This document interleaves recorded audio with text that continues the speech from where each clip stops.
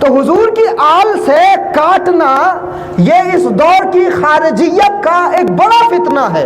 جتنا شدت سے وہ حضور کی آل کی عظمت پر وار کرنے کی کوشش کر رہے ہیں، ہم اتنا ہی شدت سے یا حسن یا حسین کے نعرے لگائیں گے انشاءاللہ۔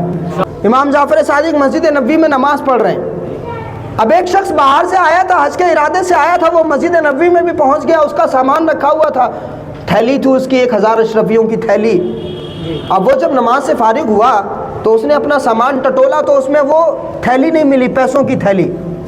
اب کیا ہوا کہ وہ گیا امام جعفر صادق کے پاس، وہ پہچانتا نہیں تھا کہ یہ کون ہے۔ اس نے کہا جی آپ نے تھیلی چرا لی پیسوں کی۔ امام جعفر صادق نے فرمایا کہ بھئی کون ہو، کہاں سے آئے ہو؟ تو کہنے لگا کہ میں فلاں جگہ سے آیا ہوں۔ ہاتھ پکڑا امام جعفر صادق نے اس کا اور اپنے گھر پہ لے گئے، اس کو 1000 اشرفیوں کی تھیلی عطا فرما دی۔ اب جب وہ واپس آیا اور اپنا سامان ٹٹولا تو اس کو تھیلی مل گئی۔ اب وہ بڑا حیران و پریشان ہوا کہ بھئی یہ عجیب آدمی ہے، کوئی آرگومنٹ نہیں کیا، کوئی سوال نہیں کیا، میں نے اتنی بڑی تہمت لگا دی جبکہ ان کے شہر میں موجود ہوں، پتہ نہیں کیسا آدمی ہے۔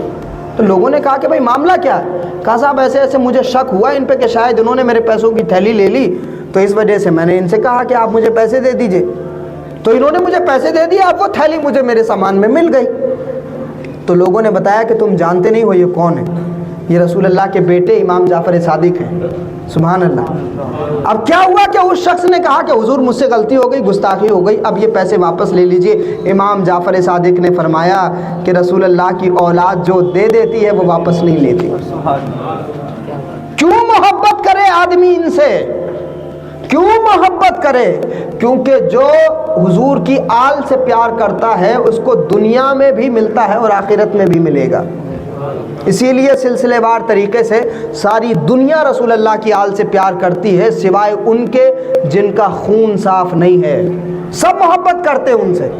تو حضرت امام جعفر صادق نے فرمایا کہ نہیں، ہم جو دے دیتے وہ واپس نہیں لیتے۔ یہ کردار امام جعفر صادق کا۔ ان سے محبت انسان اس لیے کرے کہ اگر ان سے پیار کر لے انسان تو دنیا میں بھی جھولی بھری رہتی ہے اور ان کی نسبت سے آخرت میں بھی کامیابی ملے گی۔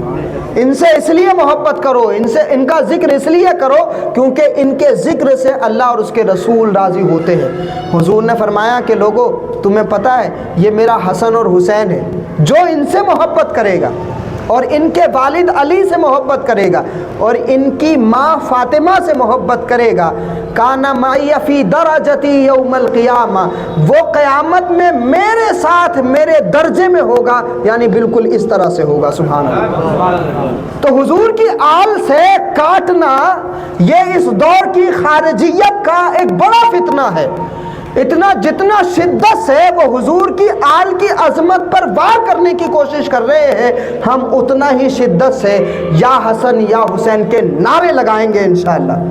اللہ رب العزت ان کی محبت میں ہمیں زندگی اور موت عطا فرمائے اور ان کے طریقے پر ہمیں چلنے کی توفیق عطا فرمائے۔